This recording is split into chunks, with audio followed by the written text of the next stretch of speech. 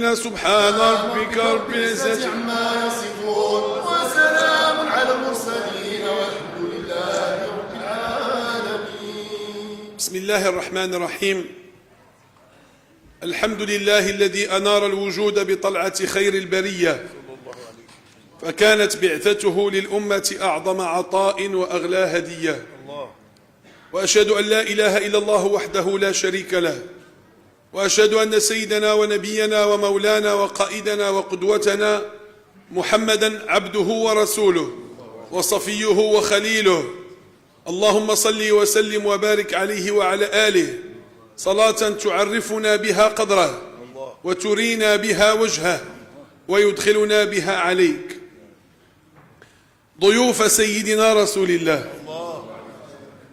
روى الإمام أبو داود من حديث سيدنا عبد الله بن عباس رضي الله عنهما قال: قال رسول الله صلى الله عليه وسلم: إذا أراد الله أن يقضي بين خلقه يوم القيامة نادى مناد: أين محمد وأمته؟ النداء في الخلائق والأمم السابقة بملايين السنوات والخلائق بأعدادها، ويأتي النداء من السماء: أين محمد وأمته؟ قال رسول الله: فأقوم وتتبعني أمتي غرا محجلين من أثر الطهور، فنحن الآخرون الأولون، ونحن أول من يحاسب، وتفرج لنا الأمم عن طريقنا، وتقول الأمم: كادت هذه الأمة أن تكون أنبياء كلها. هل أنتم مستعدون لهذا الحدث؟ هل نحن نتصور أننا سنكون في هذا التكريم، في هذا التشريف؟ اليوم إنسان يفرح إذا ما وضعت له سجادة حمراء واستقبل استقبال الوجهاء ودخل في زمرة الVIP ووجد أنه يعامل معاملة خاصة ويدفع لذلك مالا ويجد لذلك نشوة. كل هذا فان. أعظم نشوة وأنت في الصف مع رسول الله، وأنت تنادى مع حبيب الله، والخلائق بملايينها وملاييرها تنظر إلى أنوار تابعي سيدنا رسول الله. اللهم لا تحرمنا من هذه المعية، لا تحرمنا من هذه اللحظة أن نكون خلف الحبيب المصطفى. ما أسعدنا اليوم بهذه الذكرى أيها الأحباب، ذكرى ميلاد الحبيب المصطفى والنبي المجتبى. هذه الذكرى وهذه الولادة التي هي مفتتح كل الأعياد، ولذلك أهل الحب ينادون هذا العيد أبو الأعياد، وأهل الحجاب يقولون بدعة وضلال، ولكل حاله. فنحن نحيي المولد راجين أن نحيا بالمولد، وهم كذلك يحيون المولد بالإنكار. فإذا اقترب الموعد نحن نفرح ونصلي على رسول الله، وهم يبدعون ويشركون. وقل كل يعمل على شاكلته وكل إناء بالذي فيه ينضح. نسأل الله العافية. كلما اقترب وقت الفرح برسول الله اجتهدوا في أن يصرفوا الناس عن باب رسول الله، ونحن نسعد ونبتهج بالحبيب. فما أسعدنا برسول الله. صلوا على الحبيب. أبو الأعياد. قال لك لا، ليس عيدا، العيد هو عيد الفطر وعيد الأضحى. لولا ولادة رسول الله كان عندنا شي عيد الفطر؟ لولا الحبيب المصطفى أكان لنا عيد أضحى؟ أكانت لنا الأعياد سواء بالمعنى الاصطلاحي أو بالمعنى الشرعي؟ يقول لك المعنى الشرعي نعم، ليس لنا إلا عيد الأضحى وعيد الفطر، لكن بالمعنى العرفي والمعنى أن العيد ما هو العيد هو الذي يعود. فلنا أعياد كثيرة بحمد الله تعالى، لكن أبو الأعياد هو يوم مولد رسول الله، أعظم يوم للبشرية جمعاء، أعظم يوم بالنسبة لسيدنا رسول الله هو ليلة الإسراء والمعراج، لأنه نال فيها ما لم ينله أحد ولا بعده مثله. وأعظم يوم لأمة رسول الله ليلة القدر التي نزل فيها القرآن الكريم، وهي ليلة خير من 1000 شهر. أما يوم المولد فهو أعظم ليلة للبشرية جمعاء، لأنه أطل فيها من أخرجنا من الظلمات إلى النور. والله تعالى يقول: وذكرهم بأيام الله. ما هو جمعنا اليوم؟ تذكير بيوم من أيام الله، بل قل هذا أعظم يوم. ما معنى وذكرهم بأيام الله؟ ذكرهم بالأيام التي فيها حدث سماوي كبير، فيها ذكرى نورانية عظيمة. أي نور وأي ذكرى أعظم من إطلالة سيدنا رسول الله؟ خصوصا هذه السنة لها خصوصية، فنحن في هذه الليلة نحتفل ب15 قرنا من إطلالة سيدنا رسول الله. 1500 سنة.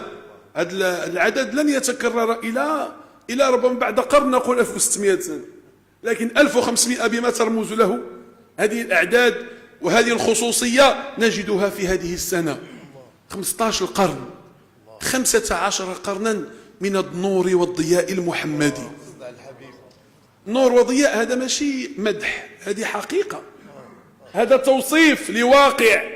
رسول الله نور بنص القرآن: قد جاءكم من الله نور وكتاب مبين. والنور على مذهب جمهور أهل التفسير هو سيدنا محمد رسول الله.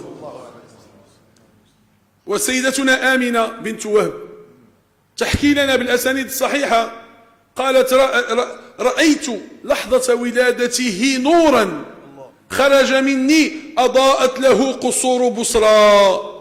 قصور في الشام ظهرت لها جلية بنور سيدنا محمد. أي نور حملت السيدة آمنة؟ أي نور حمله سيدنا عبد الله والد رسول الله؟ ثم تتجرؤون على والدي رسول الله وتقولون أنهما في النار. وهل يختار الله تعالى لحبيبه من هم على هذا الحال؟ أبدا، حاشاه حاشاه، بل هما في الجنة، بل هما نجوم الجنة. وتقلبك في الساجدين. قال ابن عباس: انتقالك من الأرحام الطاهرة من الأصلاب الطاهرة إلى الأرحام الطاهرة. فكل آباء رسول الله وأجداده كانوا من أهل التوحيد، فما بالك بالسيدة آمنة التي حملت بسيدنا رسول الله، وحليمة السعدية التي أرضعت سيدنا رسول الله. بالله قولي يا أمينة، بالله قولي يا حليمة ما جرى لما احتضنت محمدا خير الورى. بالله قولي كيف نبضك وقتها لما فؤادك والحبيب تجاورا. أهل الخصوصية 15 قرنا من النور الذي شهدته السيدة آمنة، ومن حضر الولادة 15 قرنا من النور الذي شهده الصحابة الكرام. بحثوا عن ظل رسول الله ما وجدوا ظلا، لأن النور لا ظل له. 15 قرنا من النور الذي شهده الصحابة، فقال بعضهم: كأن الشمس تجري في وجهه صلى الله عليه وسلم. والآخر يقول: رأيت وجه رسول الله في ليلة إضحيان، ليلة القمر فيها كامل منور مشع. قال: أنا أرى القمر وأنظر في وجه رسول الله، وأنظر إلى القمر وأنظر إلى وجه رسول الله. قال: فوالله عندي هو أبهى من القمر. هذا نور تجلى، نور أضاء لهم حياتهم الحسية والمعنوية، ولا زال الآن، لا زال هذا النور. ولكن هل عندك النور لترى النور؟ ومن لم يجعل الله له نورا فما له من نور. نور اتباعه يريك نور أنواره، نور متجلي. السيدة عائشة قالت: كنت أخيط توبا في غرفتي في حجرتي، فوقعت مني الإبرة. وقعت الإبرة من السيدة عائشة. قالت: فلم أتبينها لظلمة الحجرة، وخسرت أبحث عنها. إبرة صعب أن تجدها في حجرة مظلمة. قالت: فدخل رسول الله الغرفة فتبينت الإبرة بشعاع وجهه الشريف، فضحكت. قال: ما يضحكك يا عائشة؟ قالت: يا رسول الله دخلت فتبينت الإبرة. فضحك صلى الله عليه وسلم، ثم قال بأعلى صوته: يا عائشة، الويل الويل لمن حرم النظر إلى هذا الوجه. اللهم لا تحرمنا من النظر إلى وجهه في الدنيا والآخرة، في اليقظة والمنام، في اليقظة والمنام. نعم، قال صلى الله عليه وسلم: من رآني في المنام فسيراني في اليقظة. ليته خصني برؤية وجه زال عن كل من رآه الشقاء أو بتقبيل راحة كان لله وبالله أخذها والعطاء. صل يا ربنا وسلم على من هو للخلق رحمة وشفاء. 15 قرنا من الأخوة المشيدة بيد الحبيب المصطفى. سيدنا رسول الله وضع أيديكم في أيدي بعض، الأمة كاملة. إياك أن تتخلى عن يد أخيك، إياك أن تجافي أخاك، إياك أن تغتاب أخاك، إياك أن تبتعد عن أخيك، إياك أن تسيء لأخيك. هو صلى الله عليه وسلم الذي أرادنا لحمة واحدة، وكونوا عباد الله إخوانا. وأول عمل قام به صلى الله عليه وسلم بعد هجرته عند تأسيس هذه الحضارة وهذه الدولة هذا التاريخ الممتد أن آخى بين المهاجرين والأنصار. يعني قبل أن نبني العمران نبني الإنسان. العمران بلا إنسان لا يساوي شيء. نبني الأخوة أولا، والأخوة تبني مجدا وتبني حضارة. آخى بين المهاجرين والأنصار متنا، وأخذ يد علي بن أبي طالب وقال هذا أخي. أخوة بثها رسول الله في هذه الأمة، وجعل مساعدة الأخ أعظم من الاعتكاف في مسجده. قال لأن أمشي في حاجة لأخي أحب إلي من أن أعتكف في مسجدي هذا شهرا. إلى مسجد، ماشي مسجد هنا في أي مكان في أي دولة، مسجد النبوي الشريف، وفيه مضاعفة الأجور، والاعتكاف فيه ذخيرة. مع ذلك أن تسعى لأخيك في الله وأن تفرج عنه كربة، فمن فرج عن أخيه في الله كربة من كرب الدنيا فرج الله عنه كربة من كرب الآخرة.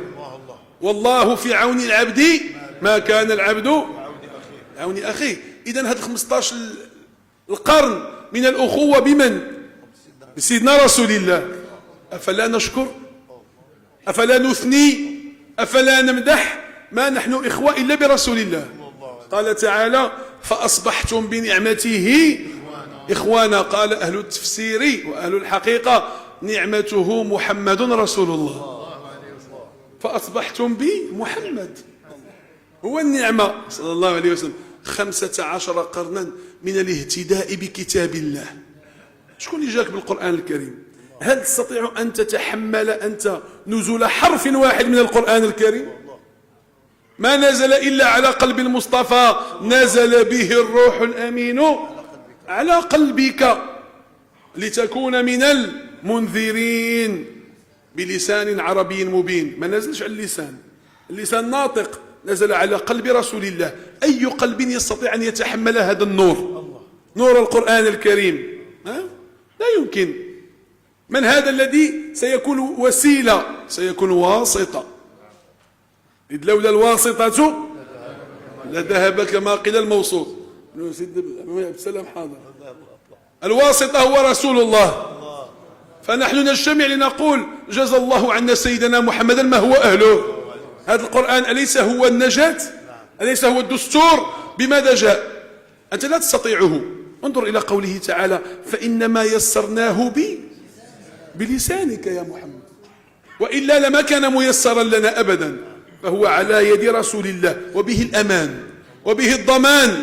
ورد في الخبر أن جبريل عليه السلام قال يا رسول الله حينما نزل بالفاتحة، قال كنت أخاف على أمتك، فلما نزلت الفاتحة أمنت، ارتاحيت، أمنت. قال لما يا جبريل؟ قال لأن الفاتحة 7 آيات، وجهنم لها 7 أبواب، لها 7 أبواب لكل باب منهم جزء مقسوم. قال فكل آية من الفاتحة ستكون يوم القيامة طبقا توضع على باب من أبواب جهنم حتى تمر أمتك سالمة يا محمد. جزى الله عنا سيدنا محمدا ما هو أهله. 15 قرنا من الشفاء والدواء والتداوي برسول الله. رسول الله دواء وشفاء، ريقه دواء، كفه دواء، نظرته دواء، لمسه دواء. يأتي الشاب يريد الزنا، يستأذن في الزنا، غلبته شهوته، يضع الحبيب كفه على صدر الشاب يخرج يقول فما أصبح شيء أبغض إلي من الزنا. ماشي دواء. امرأة سليطة اللسان بذيئة الكلام معروفة بين الناس أنها لا تترك أحدا، تسب هذا وتهج هذا، تمر على رسول الله يأكل كسرات من خبز تقول يا رسول الله أطعمني واحدة، فأخذ واحدة قالت لا إلا التي في فيك يا رسول الله، هذاك الطرف اللي درتي في فمك يا رسول الله. فضحك وابتسم وأخرجه وأعطاه إياها. قالوا فمضغته وابتلعته فما رؤيت بعد ذلك إلا ذاكرة لله، ولا أصابها مرض ولا أصيبت بسقم حتى انتقلت إلى رحمة الله. أليس الحبيب شفاء؟ ويأتي قتادة وقد عينه تذلت خرجت، هي فوق خده فيأخذها المصطفى ويعيدها فصارت أحسن عينيه التي ينظر بهما صلى الله. أليس الشفاء صلى الله عليه وسلم؟ هل هذا الشفاء والدواء خاص بالصحابة الكرام أم ممتد في الأمة؟ ممتد. يأتي رجل صنهاجي مغربي مفخرة هذه المملكة، محمد بن سعيد البوصيري، رجل قضى حياته في مدح الغير، الشعر والخدم. مدحته خدمته بمديح أستقيل به ذنوب عمر مضى في الشعر والخدم. كان فأصيب بمرض الفالج، شلل النصفي، فماذا فعل؟ لاجأ إلى الطبيب المصطفى الحبيب وقال سأنظم في مدحه قصيدة. فرأى المصطفى في المنام يلقي عليه بردته فقام وليس به شيء، فسميت البرأة والبردة لأنه ألقى عليه البردة. هو سماها الكواكب الدرية في مدح خير البرية، لكن مادام حصل له البرء سمي بها البرأة وسميت البردة، وهكذا مستمر حتى الإمام، يعني حتى نذكر أحد من شبه المعاصرين، يعني ممن فارقنا من أعوام قليلة، الطاهر بن عاشور، تعرفونه، العلامة الزيتوني التونسي. هذا أصابه مرض يعني حتى الأطباء حاروا في هذا المرض، فقال ليتني كنت شاعرا فأصنع مثل صنيعي البوصيري وأنظم في مدح سيدنا رسول الله صلى الله عليه وسلم، لكن لا أستطيع ذلك، لا سأقوم على خدمة البردة التي شفي بها. وأخذ يشرح البردة، فلما أتمها رأى الحبيب المصطفى وعوفي من مرضه، فسمى هذا موجود، هو ذكر ذلك في مقدمة كتابه، سماه شفاء القلب الجريح بشرح بردة المديح. وهكذا 15 قرنا من الشفاء والتداوي، 15 قرنا من سعادة هذه الأمة بالصلاة على رسول الله، 15 قرن من الصلاة على الحبيب المصطفى، ولا زلنا نصلي على رسول الله وسنبقى نصلي على رسول الله، لأننا نعلم أن الخير في الصلاة على رسول الله، وأنه قال لأبي حينما قال له أجعل لك صلاتي كلها وقتي كله في الصلاة عليك، قال إذا تكفى همك ويغفر لك ذنبك. وما أجمل الاجتماع على الصلاة على رسول الله، هذا المنظر، والكل يصلي على سيدنا محمد. قالوا لا يجوز الاجتماع للصلاة على رسول الله، لا يجوز الاجتماع للذكر، أمر عجيب. ولو عادوا فقط للقرآن الكريم لوجدوا الحل. انظر إلى الآيات التي جاءت في الأمر والحث على ذكر الله، كلها بصيغة الجمع. الذين يذكرون الله قياما وقعودا، الذين يذكرون، مش الذي يذكر، فاذكروني أذكركم، يا أيها الذين آمنوا اذكروا الله ذكرا كثيرا. شوف الحث على الذكر. وحينما أراد أن يتحدث عن الذكر السري خاطب بالمفرد، قال واذكر ربك في نفسك، المفرد وليس الجمع، لأن الموضوع فيه في نفسك بوحدك، ولكن إذا استطعت أن تكون من الجماعة فهذا أولى. إن الله وملائكته يصلون على النبي يا أيها الذين آمنوا صلوا عليه. شوف الجماعة، الحث على الجماعة. وإنما جاء المفرد في الكلام يعني عن الذكر الفردي السري الخفي، أما الذكر الجماعي فيكون وسط أحباب رسول الله. قالوا لا تصلي عليه هذه الصلوات، وشنو هذه الدلائل الخيرات؟ ما هذا الكتاب وما هذه الصيغ؟ فقلنا لبعضهم إذن هذه الصيغ لا تجوز. قال لا تجوز، هذه الصلوات التي نصليها صلينا دابا لا تجوز. طيب هي بدعة يعني عندنا بها السيئات. قال طبعا السيئات، الحمد لله الذي جعل في كفة سيئاتنا الصلاة على رسول الله. والصلاة على رسول الله هي الحسنة الوحيدة التي لا ترد يوم القيامة. حجك الله أعلم واش يتقبل ولا لا، وإذا قبل الله أعلم واش يبقى ولا يمشي عند شي واحد ظلمتيه ويحيدوا لك. صلاتك، صيامك، قيامك، كل شيء مهدد إلا الصلاة على رسول الله. لماذا؟ لأنها ليست لك وإنما هي لسيدنا محمد. إذا تكفى همك ويغفر لك ذنبك. أيها الأحباب، مولانا رسول الله سيدنا وسيدنا، سيدنا وسيدنا، جعلنا سادة وهو سيدنا. قالوا لا تقولوا سيدنا، بينما هو قال صلى الله عليه وسلم عن سبطه، عن مولانا الحسن: ابني هذا سيد. قال الحفيد سيد، أفلا نقول على الأصل سيد؟ والله تعالى يصف أحد جنود رسول الله، ياك الأنبياء هم جند رسول الله. يا نبيا من جنده الأنبياء، من جنوده سيدنا يحيى، أليس نبيا؟ أليس هو خلف رسول الله؟ قال عنه ربنا: وسيدا وحصورا. أفلا نقول على رسول الله سيد؟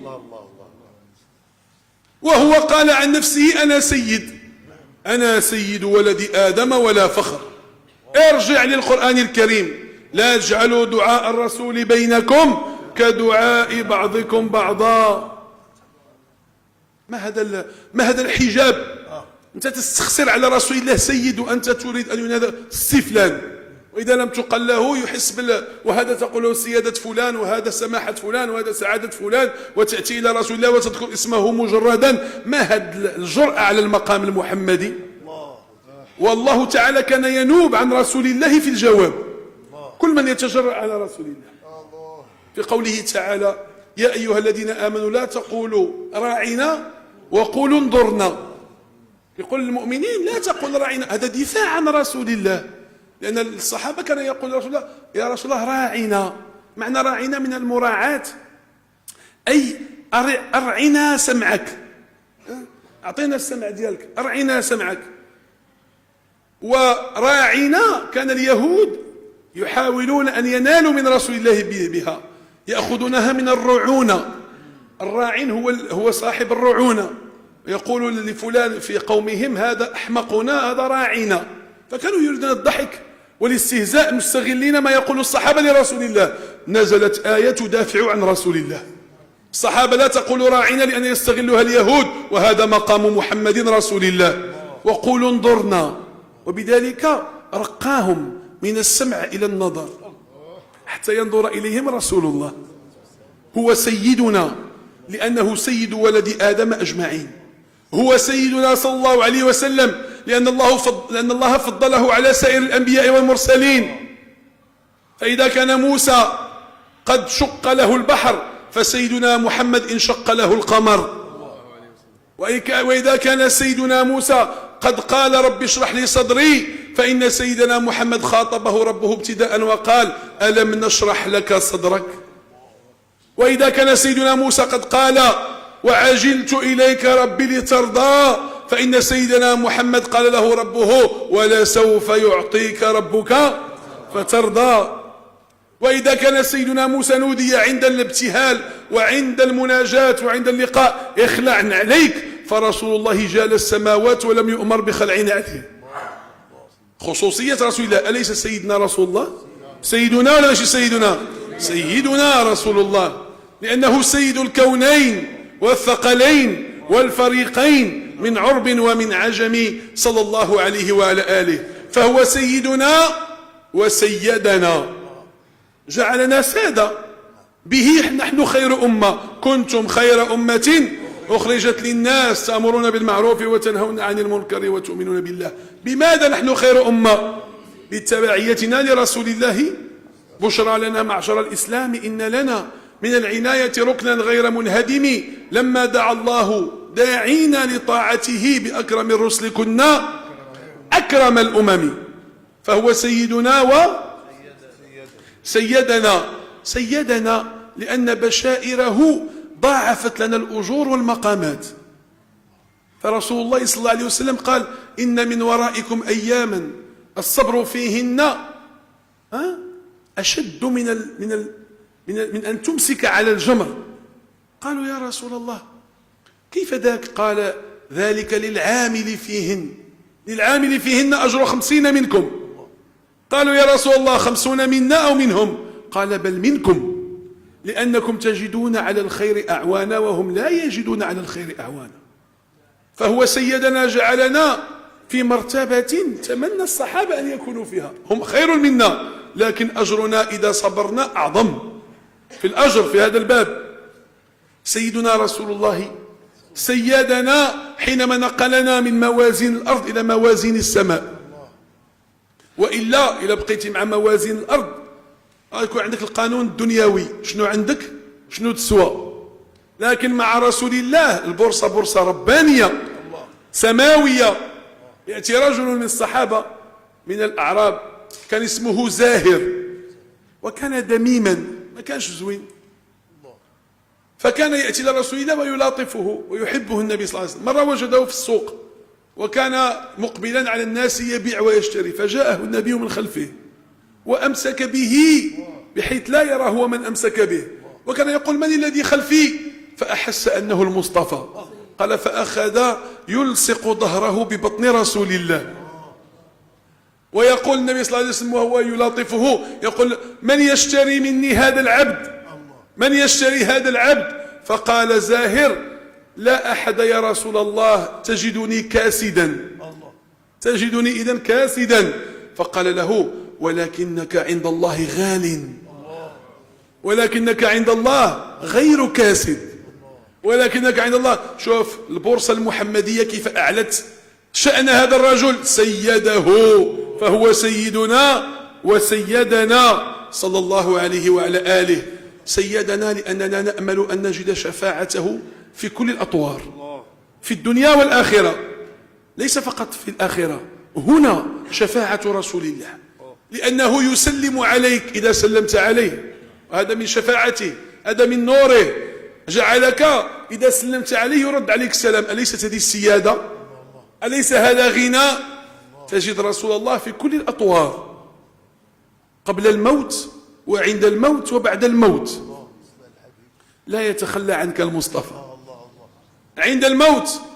ولذلك كان أهل المحبة يسألون الله أن يشفع فيهم الحبيب وقت الموت عند قبض الأرواح. ولذلك تجد العجائب من الأخبار عن رابعة العدوية أنها حينما كانت في النزع كانت تقول افسحوا الطريق لرسول الله وأحبابه. وسمعتها مباشرة من ابن الشيخ الشعراوي رحمه الله، الشيخ محمد متولي الشعراوي، لقيت ابنه هكذا يحكي، قال حينما كان في الثواني الأخيرة كان يقول أشهد أن لا إله إلا الله وأشهد أنك رسول الله بصيغة المخاطب. وحكوا عن الإمام الشبلي أنه في لحظاته الأخيرة كان يقول وجهك المأمول حجتنا يوم ياتي الناس بالحجج.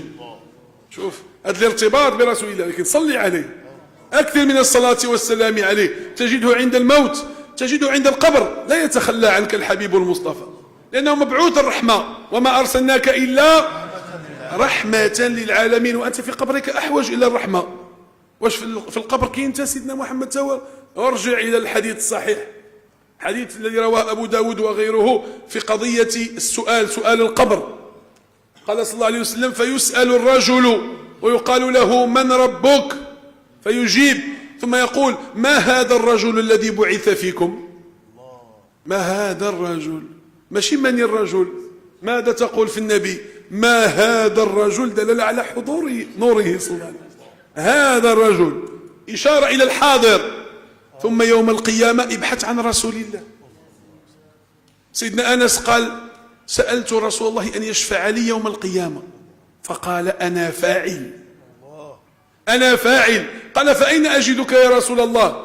قال أول ما تجدني عند الصراط، فإن لم تجدني فتجدني عند الميزان، فإن لم تجدني فتجدني عند الحوض، فإني لا أخطئ هذه الثلاث المواطن: عند الصراط، عند الميزان، عند الحوض. عند الميزان ابحث عن رسول الله فإن صلاته ستثقل لك الميزان.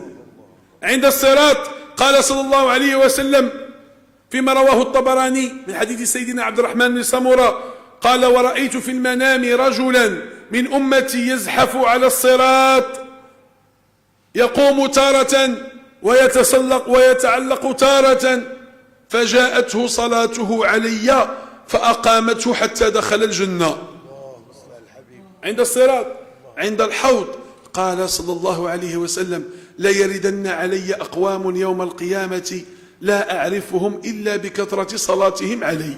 يا رب نسألك ونحن في ليلة الفرح بنبيك أن تعطينا من أنوار هذه القرون، هذه القرون من الأنوار ومن الشفاء ومن الصلوات ومن الأحداث ومن البركات. اللهم صب علينا في هذه الليلة من بركات رسول الله ومن أنوار رسول الله ما يجعلنا أهلا لأن نفرح رسول الله وأن يفرح بنا المصطفى. اللهم إنا نسألك أن تجعلنا تابعين له في الحس والمعنى والظاهر والباطن. اللهم أحينا على سنته وأمتنا على ملته واحشرنا في زمرته واجعلنا في الجنة من رفقائه.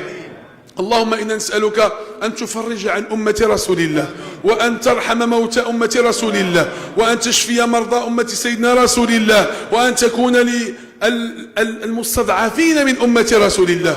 اللهم انظر إلى أهل غزة وفلسطين بنظرة لطف ونظرة فرج، ارفع عنهم البلاء والبلواء والطف بأمة الحبيب الأعظم. وكل من أراد قدسنا وأراد بلادنا وأراد أمتنا بسوء اللهم اجعل كيده في نحره، اللهم اجعل الدائرة تدور عليه. اللهم إنا نسألك اللطف بأمة رسول الله وبأبنائنا. اللهم جنبنا وأبنائنا الفتن ما ظهر منها وما بطن.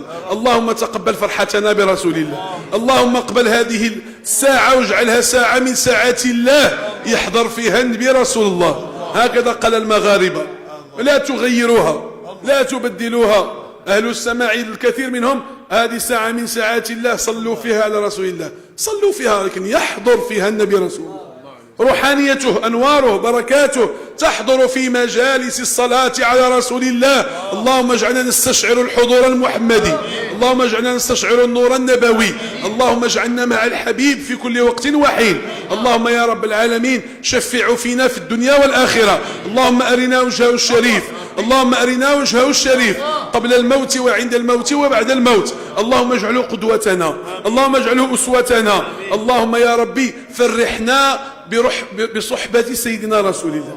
اللهم أحينا على سنته حتى نلقاه، وعند الحوض اسقنا من حوضه بيده شربة لا نظمأ بعدها أبدا، ثم أدخلنا الجنة بغير حساب ولا عقاب ولا عتاب بمحض فضلك وجودك وكرمك يا أكرم الأكرمين يا رب العالمين. اللهم اهدنا واهد بنا واجعلنا سببا لمن اهتدى.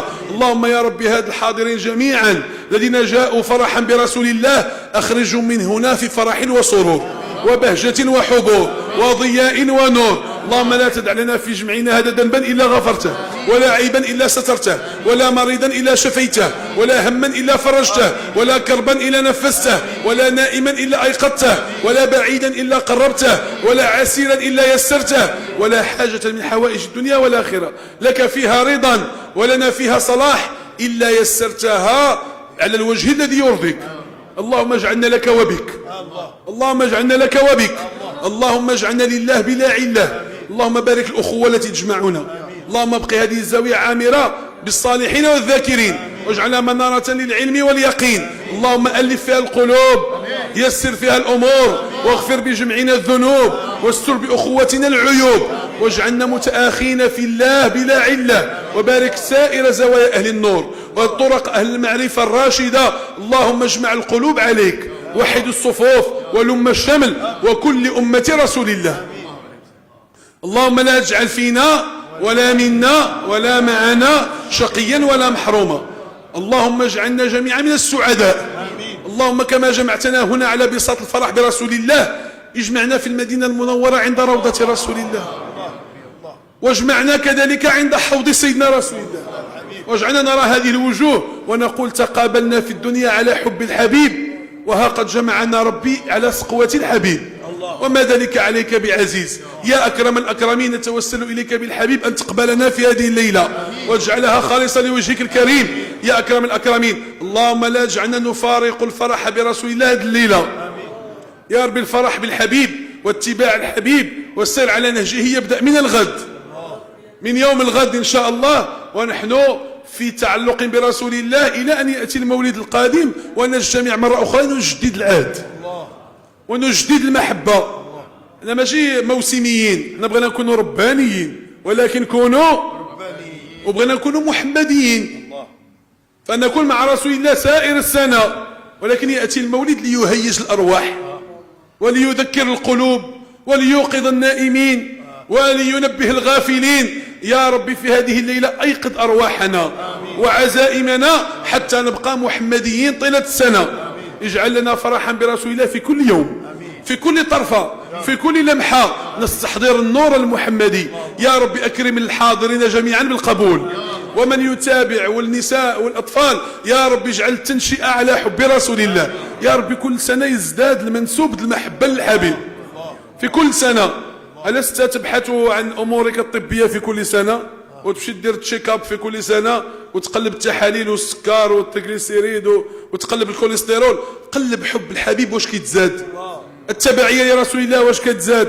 يا ربي في كل سنة نزداد قربا من رسول الله حتى نجتمع به ويكون معنا تحت ظل عرش الله، وهو القائل أقربكم مني مجلسا يوم القيامة أكثركم علي صلاة، صلوا على رسول الله. يا رب اجعل صلاتنا عليه قربا منه. اللهم احفظ بلاد المغرب، بلاد الصلاة على رسول الله، بلاد الحب المحمدي. اللهم أبقه دار أمن وأمان وسلم وسلام. نسألك يا رب الشفاء والعافية والتأييد والتمكين لمولانا أمير المؤمنين صاحب الجلالة الملك سيدي محمد السادس راعي الفرح برسول الله، الذي يبدأ أولا موكب الصلاة على رسول الله والفرح به في ليلة المولد. اللهم بارك في أنفاسه وفي عمره، واحفظه في ولي عهده وفي صنوه وسائر أفراد أسرته الشريفة. اللهم أبقي المغرب يتفيأ ظلال شجرة التوحيد وشجرة المحبة للحبيب الأعظم، وارض عن رجال المغرب وارض عن أولياء المغرب، واجعلنا جميعا من أهل التبعية للحبيب الأعظم في بلاد الشرفاء الذين هم عطرة سيدنا رسول الله. اللهم يا رب احينا ونحن على هذا الحال حتى نلقاك على هذا الحال بسر لا إله إلا الله وجاه نبينا رسول الله وببركة بسم الله الرحمن الرحيم. الحمد لله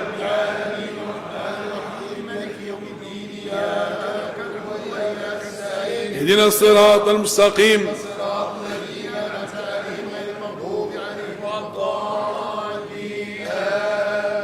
اللهم صل على سيدنا محمد عبدك ورسولك نبي الأمي وعلى آله وصحبه وسلم. اللهم صل على سيدنا محمد عبدك ورسولك نبي الأمي وعلى آله وصحبه وسلم. اللهم صل على سيدنا محمد عبدك ورسولك نبي الأمي وعلى